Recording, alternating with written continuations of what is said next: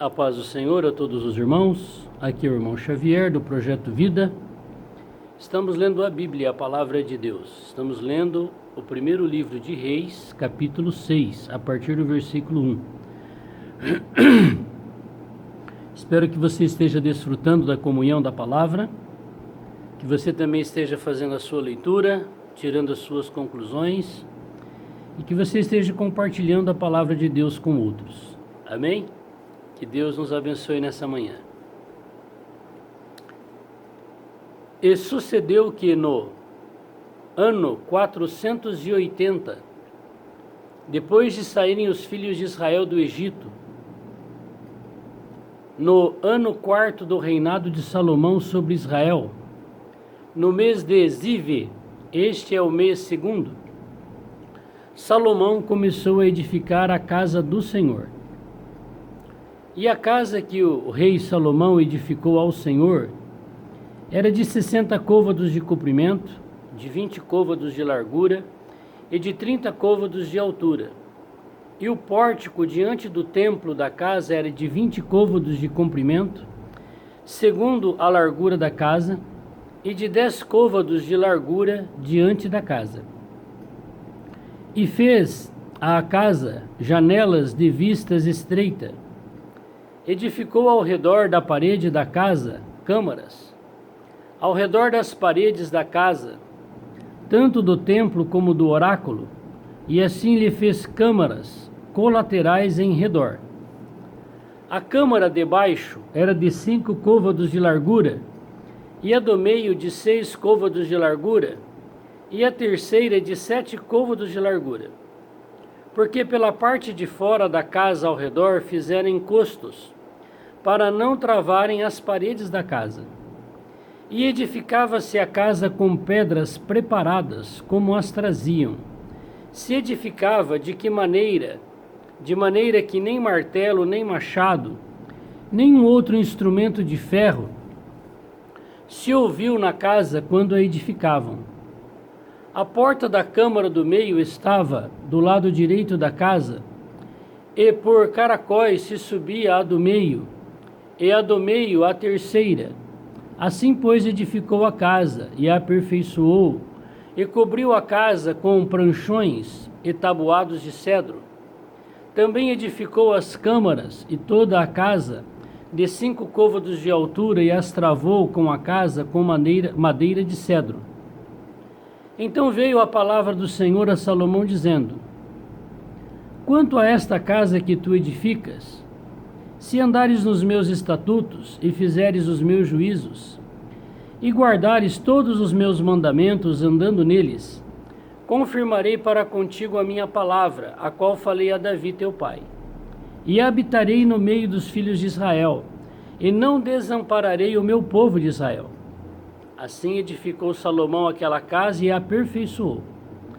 Também cobriu as paredes da casa por dentro com tábuas de cedro, desde o soalho da casa até o teto. Tudo cobriu com madeira por dentro, e cobriu o assoalho da casa com tábuas de faia. Edificou mais 20 côvados de tábuas de cedro nos lados da casa, desde o soalho até as paredes, e por dentro las edificou para o oráculo, para o Santo dos Santos. Era, pois, a casa de 40 côvados, a saber, o templo interior. E o cedro da casa por dentro era lavrado de botões e flores abertas. Tudo era cedro, pedra nenhuma se via.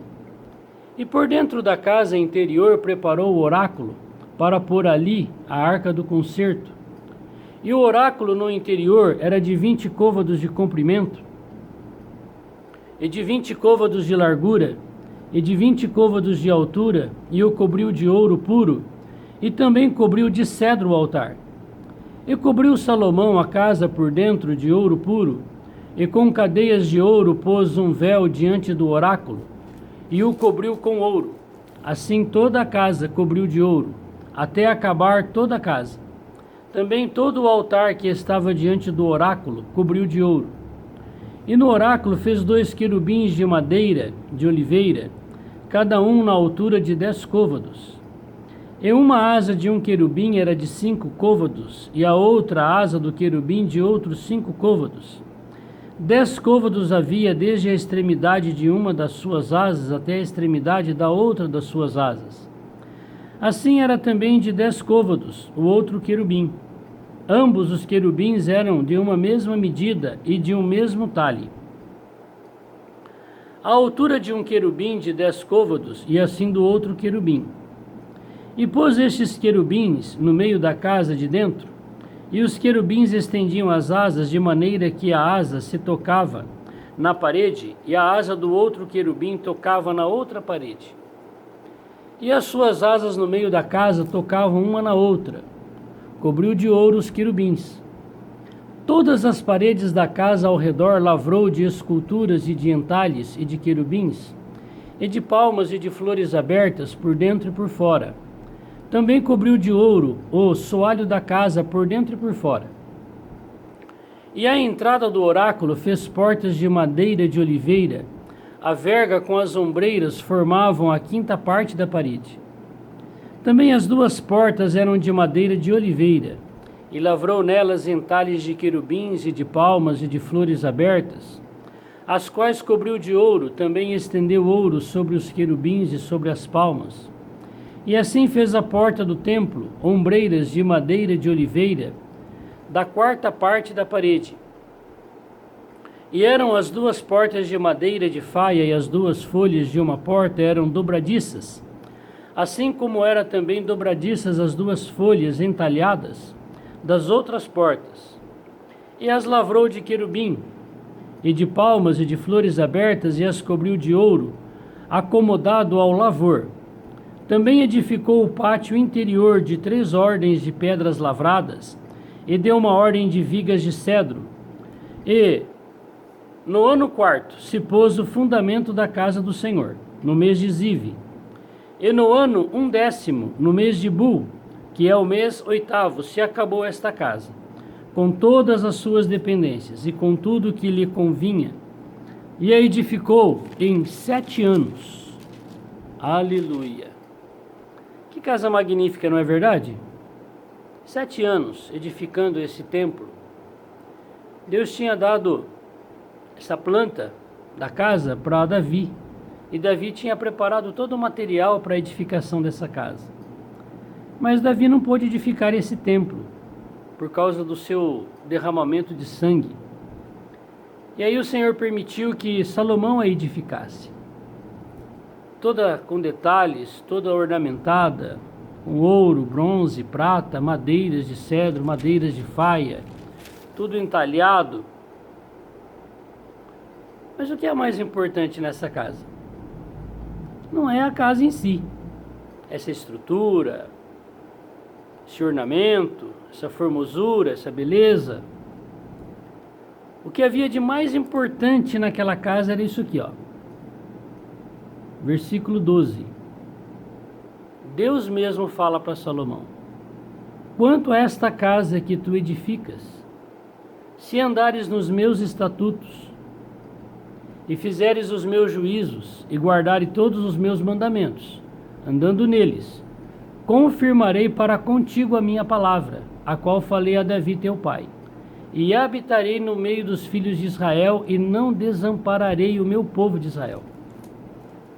Olha que aliança Deus fez com Salomão. Que pena que o povo de Israel não andou nos estatutos, no caminho, nos juízos, porque se entregaram principalmente à idolatria. E Deus os entregou à própria sorte, e veio um rei chamado Nabucodonosor e destruiu essa casa, esse templo. Será que Deus tirou de lá o seu nome? Não, a palavra de Deus diz que Deus colocou o seu nome na cidade de Jerusalém para sempre. Jerusalém é a cidade satélite de toda a terra. A cidade de Jerusalém é o lugar onde Deus experimentou a morte no meu e no seu lugar e foi morto fora da cidade. A Jerusalém terrena é o lugar aonde o Senhor voltará para livrar os judeus que guardarem os seus mandamentos nos nossos dias. Essa casa foi edificada de novo. depois de destruída por Nabucodonosor. Você lê o livro de Daniel, o Império Medo-Persa, que destruiu a Babilônia, libertou os povos de Israel que estavam lá como escravos para voltar. Você sabia que fizeram de novo a casa? Ela já não foi tão ornamentada, tão bela, tão formosa como a primeira, mas ela voltou a ser edificada. E Jesus veio para essa casa. E quando ele veio, ele falou: tá vendo essas pedras dessa casa? Não vai ficar uma em cima da outra. Que coisa, não? 35 anos depois da morte de Jesus, novamente aquele templo foi destruído pelos romanos. E está destruído até hoje. Por quê? Porque o povo de Israel, terreno, a descendência de Abraão, não guardou os mandamentos, os juízos, os estatutos de Deus, e se tornaram idólatras, se tornaram aqueles que invocam espíritos de mortos, e Deus os abandonou à própria sorte. E agora? Você sabia que esse templo vai ser feito novamente? Não é aquele templo lá de São Paulo, do Edir Macedo, não. Aquilo é uma cópia, aquilo é uma cola. Vai ser feito no mesmo lugar. Por quê? Porque Deus vai cumprir a sua palavra de Daniel capítulo 12, versículo 11 e 12. Quando o sacrifício for tirado, haverá ainda 1290 dias. E hoje não há o sacrifício de animais no meio do povo de Israel. Porque o único lugar que Deus estabeleceu que eles deveriam fazer isso era no templo. Cadê o templo? Não tem. Tem algumas coisas que sobrou do templo, lá o Muro das Lamentações, que o povo chora ali pedindo a reconstrução do templo. Novamente vai ser feito. E novamente vai voltar a fazer o sacrifício. Aí vai surgir um governador mundial, que vai governar o mundo por 7 anos. Está lá em Daniel. Ele fará uma aliança com os israelitas por 7 anos. E na metade da semana vai quebrar a aliança. Então, quando for começar esses 7 anos, começar o sacrifício, o templo vai estar pronto novamente. Em paralelo a isso, haverá um governador mundial, que vai estar governando toda a terra. E haverá um período de paz, de falsa paz, que é o Daniel 12:12, 1335 dias. E o povo de Israel vai estar fazendo sacrifícios de animais, lá naquele lugar. Mas esse governador mundial, lá em Apocalipse, capítulo 12, capítulo 13, ele é morto, ele morre. E ele levanta do caixão. Foi sarada a ferida mortal da sua cabeça. E ele se declara que ele é o Cristo, ele é Deus. E a primeira coisa que ele faz é mandar parar o sacrifício, porque não pode fazer sacrifício a nenhum Deus que não seja ele mesmo. Aí vai começar a grande tribulação. Você vê a importância que tem esta casa para Deus e para a sua palavra e para as profecias? Se Deus disse que ele colocaria o seu nome ali para sempre, é porque ele colocou e não vai tirá-lo. Mesmo que ele traga angústia, guerra, morte, fome para aqueles que desobedecem, e ele permita que aquela casa seja desfeita e feita de novo, e desfeita e feita de novo, o seu nome está ali para sempre, porque ele é Deus. E ele não é homem que se arrependa, mesmo apesar do pecado de todo tipo do homem, de blasfêmia, Deus falou: meu nome está aí, não vai sair daí. Mas a Bíblia fala que tem um remanescente do povo de Israel, poucos, e assim também da igreja, que serão fiéis a ele, e por causa desses, ele vai cumprir toda a sua palavra na vida desses tais. Então essa casa que foi edificada, nós vamos ver nos próximos capítulos, que quando foi inaugurada, a glória de Deus encheu a casa que ninguém podia ficar dentro. Imaginou nós estarmos assim cheios da glória? Para que nada mais além de Deus fique dentro do nosso corpo? Esse é o objetivo de Deus para o nosso corpo. quando foi destruído lá por Nabucodonosor, feito de novo, o Senhor encorajou os israelitas a reconstruírem o templo. E ainda falou para os israelitas, para os judeus: olha, a glória dessa segunda casa vai ser maior que a primeira. Mas como assim? Se você acabou de dizer que não teve tanta beleza, tanto ouro, tanta riqueza como a primeira. É porque a glória é Deus. E Jesus Cristo veio e entrou naquela casa. E ele entrou com um chicote lá, colocando todo mundo para correr, porque estavam fazendo comércios, roubando o povo de Deus dentro daquele templo. E ele falou assim: a minha casa será chamada casa de oração, não casa de ladrão. Hoje o que tem de ladrão no meio da casa de Deus espiritual, que é a igreja, não é brincadeira. Hoje eu estava pensando, se você estiver lá no meio do mar, você não consegue perceber onde você está e a dimensão do tamanho do mar. Mas se você sair para fora do mar, subir até o ponto de você ver a terra seca dos dois lados, em todos, aí você vai falar assim: puxa, onde que eu estava? Nós não conseguimos perceber onde nós estamos quando nós estamos cegos dentro de um sistema religioso, onde pessoas humanas corruptas, ladrões, dominam sobre nós. Mas quando Deus te dá a graça de você sair do meio e subir e olhar para baixo, você sabe onde você estava. Aí você dá glórias a Deus. Então a glória da segunda casa foi maior que a da primeira, porque o próprio Deus veio em carne e entrou lá. E a terceira casa? Já vai ser feita 3 vezes. Olha, o Senhor falou na sua palavra que quando se cumprir 3 anos e meio, este governador mundial, ele fará uma imagem, uma estátua dele, e vai colocar dentro desse templo e vai obrigar os judeus a adorá-lo.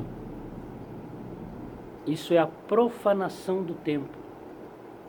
Quando o Senhor fala assim: quando virdes a abominação dentro do templo santo, sabei que chegou o fim. Mas o fim é o começo, porque haverá um período de grande tribulação, 1260 dias em Apocalipse, 1290 em Daniel. Toda a terra será purificada por meio do fogo. Não é o fim do mundo, acabou tudo, não é. É uma purificação. Os crentes genuínos, salvos, fiéis, não passarão pela grande tribulação, serão arrebatados vivos. Os crentes infiéis serão deixados para a grande tribulação. Quem adorar o anticristo, a besta, nem o seu nome estava escrito no livro da vida e do Cordeiro, é assim que está em Apocalipse. Os que não negarem o Senhor serão mortos pela besta, porque lá em Apocalipse está escrito que o Senhor disse que essa besta que veio da terra venceu aqueles que seguiam o Cordeiro, vão ser mortos. Os judeus falsos, idólatras, feiticeiros, macumbeiros, invocadores de espíritos, todos morrerão na grande tribulação desses 1260 dias. Somente o remanescente dos judeus que não creram que Jesus já veio, mas guardam os mandamentos de Deus, vão sobreviver à grande tribulação. E serão as nações na terra. As pessoas que não são nem dos judeus que servem a Deus e nem da igreja, são pessoas que não têm a vida de Deus dentro delas, que não ajudarem o povo de Deus que ficou para a grande tribulação para ser provado pelo anticristo, a besta. 666. Os que não ajudarem o povo de Deus, todos morrerão na grande tribulação. Quem vai sobreviver das pessoas que não é de Deus? Aqueles que der pelo menos um copo de água para aqueles que ficaram, porque não terão nem o que beber. Que dê um prato de comida, porque não terão o que comer. Que dê uma veste, porque não terão o que vestir. Esses vão sobreviver à grande tribulação. São as ovelhas que o Senhor disse: entra, benditos do meu Pai, que eu tive fome e sede, e me deste de comer, de beber. E eles dizem para o Senhor assim: nós nunca te conhecemos. Ele falou: vocês que pensam, quando vocês deram para aqueles que eu deixei na grande tribulação para serem provados pelo anticristo, e não negaram o meu nome, a mim vocês me deram, entra para o reino milenar. Quem é que vai pregar o evangelho para eles? Os judeus, o remanescente que não morreram na grande tribulação. E a igreja? Ressuscitaram todos. Foram julgados pelo Senhor nos ares. Os fiéis se tornaram reis espirituais e reinarão sobre a terra. E os infiéis serão separados nas trevas exteriores. Ali haverá choro e ranger de dentes, mesmo depois de mortos e ressuscitados. E depois do milênio, esses que foram tratados, disciplinados por Deus, se unirão aos que já estavam reinando no milênio e serão a nova Jerusalém. E aí? Aí vem o lago de fogo.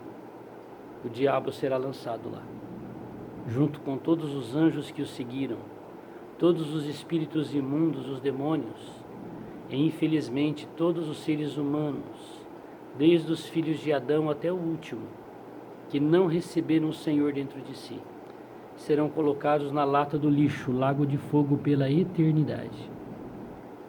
Aí o Senhor vai destruir essa terra, porque ela foi destruída pelo diabo.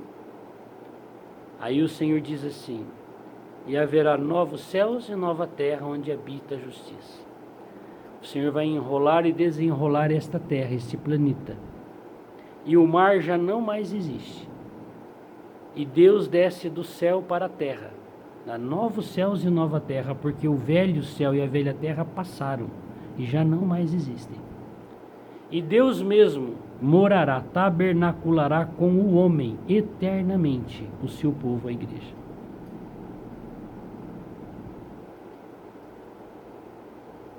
Senhor Jesus, nos ajuda, Senhor, a ler a Tua palavra, conhecer as Tuas verdades. Nos ajuda, Senhor, a fazer a escolha certa. Tira a cegueira do diabo de nós, a cegueira da religião. Ajuda-nos, Senhor, a crermos na Sua palavra. Senhor, nós não estamos aqui esperando acontecer para crermos. Nós estamos aqui crendo para ver acontecer. Ajuda-nos, Senhor, a estarmos diante de Ti. Amém. Vamos ler a Bíblia, a palavra de Deus. Ela mostra o caminho para nós e o resultado da escolha do caminho. Que Deus tenha grande misericórdia de mim e de você também. Que Deus nos abençoe. Glória a Deus.